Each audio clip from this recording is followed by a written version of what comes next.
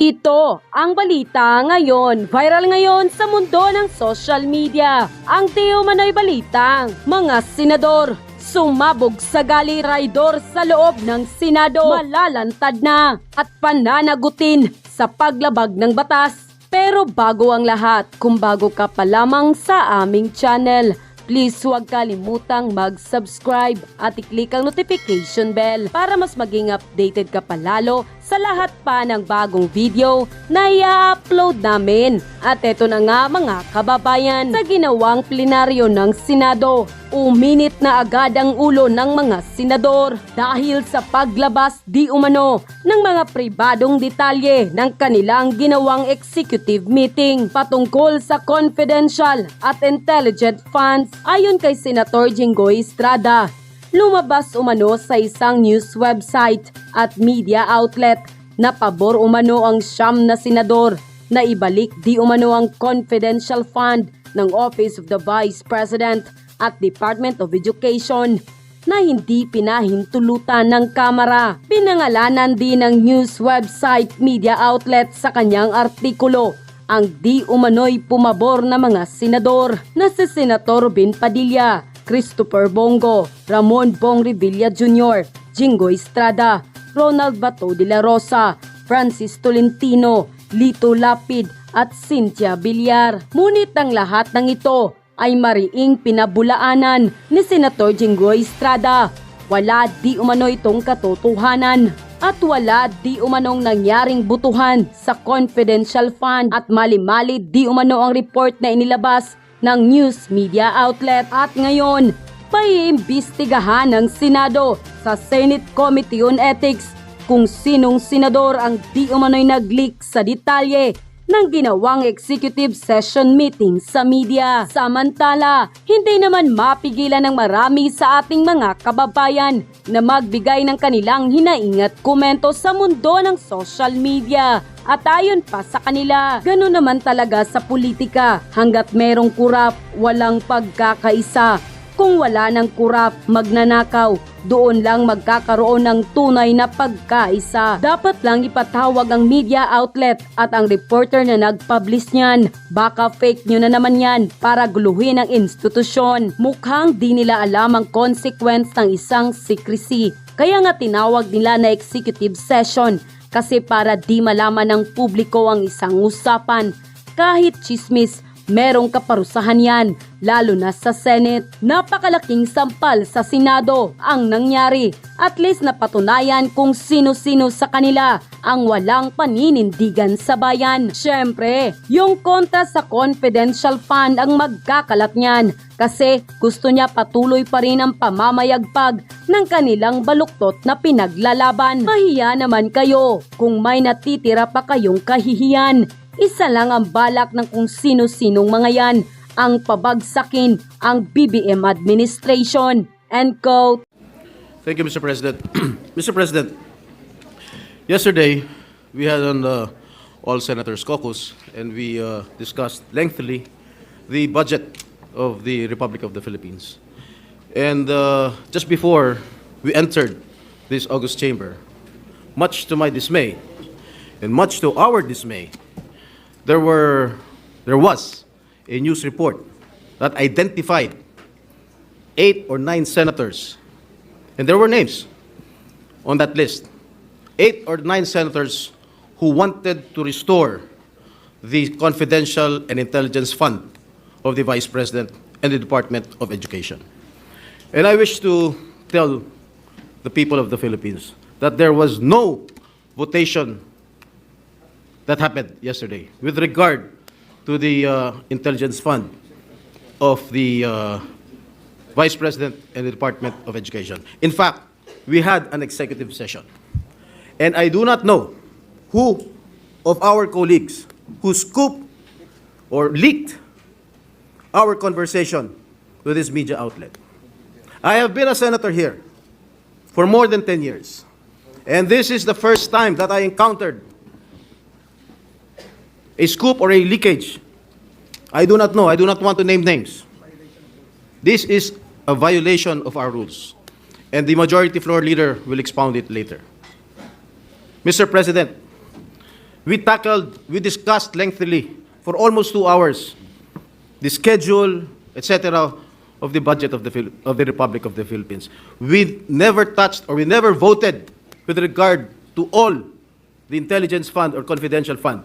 In fact, we agreed unanimously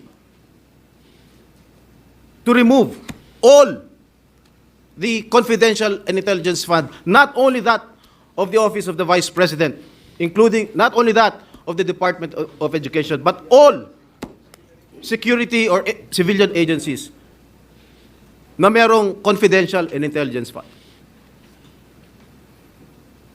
Mr. President, nawala. I will just read.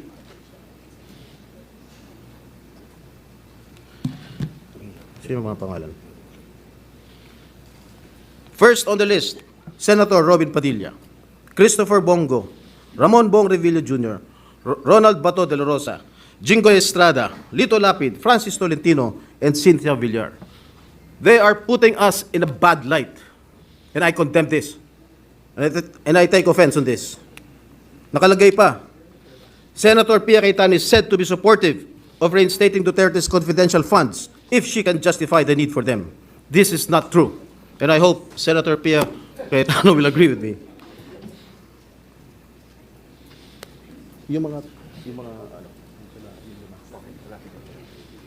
Just for a while, Mr. President, hinahanap pa ni Senator Robin yung mga nakasulat.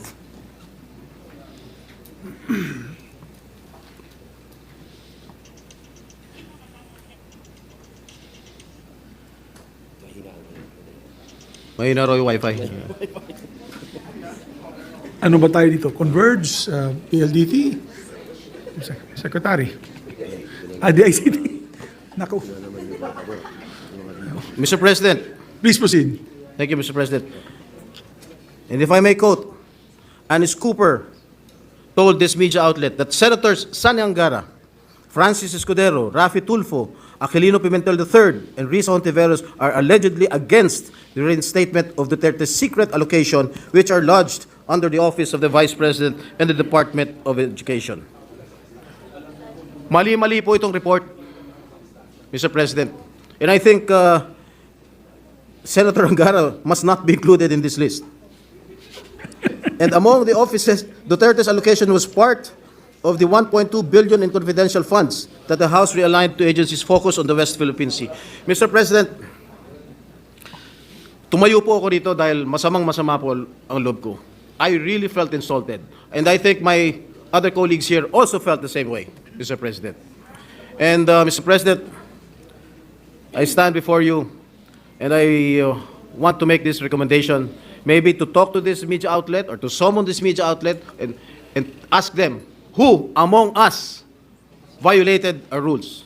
Who among us leaked what transpired in our executive session yesterday? That's all, Mr. President. Thank you, Senator Jinggoy. Before I recognize the other members, may I just like to put on record, I too am very disappointed. I have been a senator for 4 plus 6, 10 plus 2, 12 years, and a member of Congress for 9 years. And when we say executive session, we are bound by rules of both the House of Representatives and when I was in the House of Representatives and rules of the Senate when I was elected as a senator. Before I recognize the majority floor leader on the repercussions of violating that rules, I would just like to put on record as well that we had a healthy discussion. There was no voting that took place. There was a healthy discussion on how we will treat this budget, particularly on the confidential and intelligence funds. It's not fair to say that one group was for this and one group was for that because in the end, tama po sinabi ni Senator Estrada, we were unanimous in the committee report that the good gentleman from Aurora will be presenting today. We are in full support of his committee report. Now, I am very alarmed. As a matter of fact, that's why we were late. I usually try to start at 3 p.m. We had a meeting with the leadership, Senator Joel Villanueva and Senator Lauren Legarda. We met because of the implications of leakages during executive session. The executive department and very sensitive agencies of government may no longer divulge information to the executive session if they know somebody might leak it. That's why I take this very strongly, and I make sure, and I told the majority floor leader, that I even called up Senator Nancy Binay because she is the head of the Ethics Committee, that we have to send a very strong signal that this shall not happen again. So, Majority Floor Leader, Yes, Mr. President.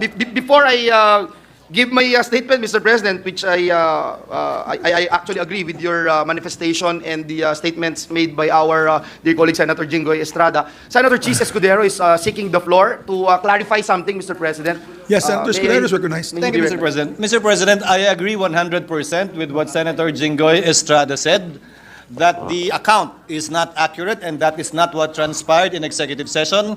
I hope, Senator Jinggoy, you and I will not be sanctioned for saying part of what happened, as you said, it was the unanimous consensus of the members of the Senate in executive session. So this is not, the facts contained in the article, Mr. President, Your Honor, is not a leak. Chismis yun. So there is no leak to speak of really with respect to what truly transpired in the executive session. An attempt perhaps to create a story about it. But I confirm the statement of the good Senate President and the Senator Jinggoy that it was the unanimous position of the House, what Senator Angara will be sponsoring today and the other vice chairpersons. That was the unanimous position of the Senate and all the members of the Senate. Thank you, Senator Escudero. So, yes, Senator Bato de la Rosa is recognized. Mr. President, it is very unfortunate that this kind of incident happened within our midst. Number one, Mr. President, it creates distrust from among us 24 senators. Ibig sabihin, the next time around that we are going to have our caucus or executive session, hindi na ako basta-basta magsasalita. Baka mamaya, meron na naman maglilik sa media.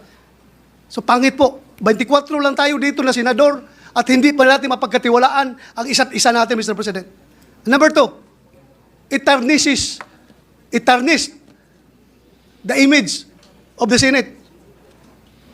24 lang tayong hinalal ng buong Pilipinas at hindi pa natin mapagkatiwalaan ang isa sa atin na pwedeng nag-leak. If indeed, it was leaked by any member of the Senate. Kung ang nag-leak naman noon ay empleyado na nandun sa loob, well, as a police officer, former police officer, Mr. President, I can vividly recall kung sinong nandun sa loob. Dalawang staff ni Senator Angara.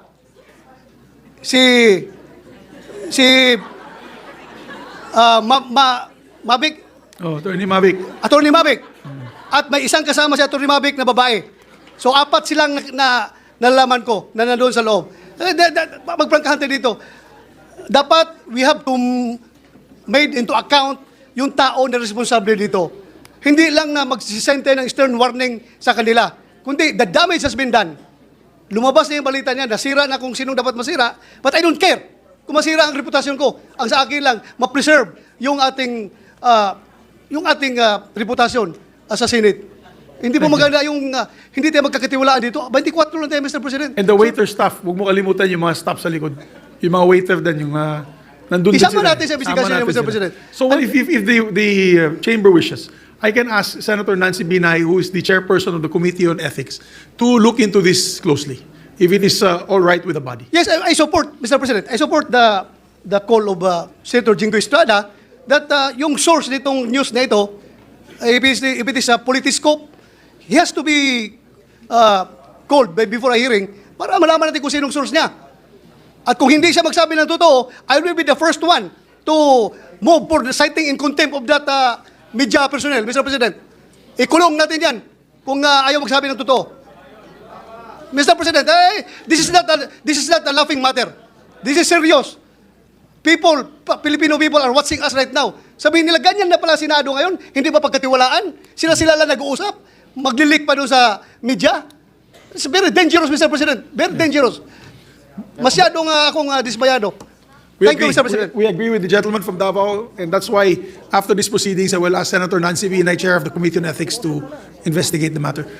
Yes, Mr. President. After Senator, yes. Mr. President. May I move that the Senate Committee on Ethics conduct a hearing and invite the source of the news, Mr. President, so that everything will be cleared out. Yes, we'll ask the majority floor leader to make the proper referral and motion. Before we make the proper motion, Mr. President, may I just appeal to our dear colleagues to hear the sentiments of our Other colleagues. other colleagues. We have, Mr. President, Senator Pia Cayetano been waiting for quite a long time. Senator Sherwin Gatchalian and Senator Lauren Legarda as well. Senator Lauren also is here. Mr. President, if I may, with the permission of my colleagues, may I request that we discuss this in caucus now, because by saying what is true or untrue in the reported publication online, we are speaking about the executive session. And let me just remind the body of Section 129 of the Rules of the Senate. It is not even a matter of whether it's published online or hard copy. The mere divulging the executive session minutes or any part of it who violates all the provisions in the executive session contained in the preceding sections by 2/3 vote may be expelled from the Senate. It is a very serious violation, Mr. President, by a senator or an officer or a staff in Rule, what is this? 129. Yes, 129. Section 129. So, by saying that it is not true, or it is true in part, but in fact it is this and that, we are actually talking about the executive session. So it is my humble opinion, respectfully, I do not want to muzzle our colleagues, and if they want to speak on the floor, I leave it to your better judgment. But many of us feel strongly about this, and I respect the right of Senator Estrada for standing on the floor. But if we are going to speak about each and every line which was published, whether it is true or not, with all due respect to the publication which I've not read, may we discuss it in caucus in relation to 129 rule of the Senate. That is my humble suggestion. But I leave it to the members of the Senate if they want to speak about it in session. Thank you, Yes. Mr. President. We understand that many of our colleagues feel slighted, feel angry, and we could allow them to express their personal opinions and release their emotions to this chamber. As Senator Pia Cayetano is recognized. Thank you. Mr. President, let me align myself with the observation and recommendation of the Senate President Pro Temp. I did not stand, I did not raise my hand with the intention of clearing any statement I made. I did not even read that. I don't bother reading those kind of articles. I don't. So, nung nabanggit pa yung pangalan ko, nagugulat lang ako kasi I don't bother reading those articles and I won't comment on it. What I will say is this. I will say it not because I'm repeating what I said in caucus, because I agree with the Senate President Pro Tem that let's discuss it there. Because if our rules do not even make an exception. It does not even allow a senator to say, I will just repeat what I said. Walang ganun exception, Majority Floor Leader, correct? So I cannot stand up here and said, I will just be responsible for my statement. Ito po yung sinabi ko. Hindi tayo allowed, walang exception sa rules natin na tumayo ang isang senador at sabihin, yung akin pong sinabi doon, ito. Kasi hindi naman magkaroon ng opportunity yung ibang 23 senators to explain what they said or what they thought. Because precisely, the rule is, lahat tayo tahimik. At kaya ang parusa doon, yung pinakamabigat na parusa na expulsion from the Senate. So, ang puntos ko ay simple. Chairman ako ng isang mahalagang committee na naghihiring ng budget na yan. DepEd, CHED, DOH, and attached agencies. So, on the issue of confidential funds, intelligence funds, or kung ano pa man, ako gusto ko, tanungin ng mga senador sa floor, yung mga tanong nila tungkol doon, para makapagdesisyon ang bawat senador kung ano ang tingin niyang nararapat na gawin sa mga pondong yan. Confidential, non-confidential, anything. So, yun yung gusto kong klase na diskusyon. So, kung nagkaroon tayo ng executive session na napag-usapan man ng ganon, hindi nga dapat lumalabas yun kasi nga, ang mga subcommittee chairman na katulad ko ay magre-recommend sa chairman na si Senator Angara kung ano dapat gawin sa mga pondong yon. Hindi ko naman didesisyonan mag-isa yon. Didesisyonan ko yon based on the debates. I would like to be educated properly based on the rules of the Senate. Gusto ko marinig yung posisyon ng Minority Floor Leader, ng Deputy Minority Floor Leader, ng Senate President, ng Senate President Pro Temp, ng mga baguhan na senator. Gusto ko marinig lahat yon. Ano ang paniwala nyo tungkol dito sa mga iba-ibang pondo and what will we do about it? Tapos, iharap natin sa taong bayan kung ano desisyon natin. So kaya nga, and I'm explaining this because the students, the young people, the old people who will now care to comment, bakit ba may executive session? Bakit ba kayo nagsisikreto? Wala naman kaming balak isikreto, ilalabas nga yun. Pero minsan may mga diskusyon na gusto natin marinig yung opinion ng bawat isa na walang titigil nung, kunyari gusto kong magtanong ng, it's a stupid question. Pero tatanungin ko na, di ako mahihiya. Di ba? Aminin natin, minsan nahihiya tayong magtanong dahil Kasi bago lang ako, kaya kami executive session para lahat pwedeng maitanong, lahat pwedeng mailabas. Kaya dapat sikreto yun. And then at the right time, mapapag-usapan. I wanted to explain that lang, Mr. President, for the benefit of those watching us, kasi ang puntos is, bakit kayo may executive session? Bakit kayo may tinatago? Wala akong tinatago. Nagdidiskusyon ng maayos para bang magulang. Let's say, for example, na wala itong nangyaring ganito sisermo na ni Senate President o kaya ni Senate President Pro Temp ako, sisermo na nila ako. They will do that in private. In the executive session, ay Pia, di mo na intindihan. So gagawin namin yun in private para pagdating to sa public, ganun ba? O sige, tatanungin ko na lang in public o kaya di ko na tatanungin dahil naipaliwanag nyo na. That's the reason among many other reasons kung bakit may executive session. I just wanted to explain that dahil ang puntos nito is bakit may executive session at bakit may mabigat na kaparusahan. Wala tayong tinatago. But the reason for the rules is because it is meant to be followed. It is not meant to be violated. So kung may nag-violate, magkaroon ng tamang due process, magkaroon ng hearing, magkaroon ng opportunity to explain, and then the proper penalty must be meted out. Thank you, Mr. President. Thank you very much, Senator Cayetano. At yun na nga mga kababayan, ano na ang masasabi mo? Kung mayroon kayong hinaing at komento patungkol sa balitang ito, please comment down below. Pag-uusapan natin yan sa comment section. At kung nagustuhan nyo ang video, ay huwag kalimutang mag-like at i-share na din para mas marami pang makaalam at umabot ito sa marami sa ating mga kababayan. Maraming salamat po.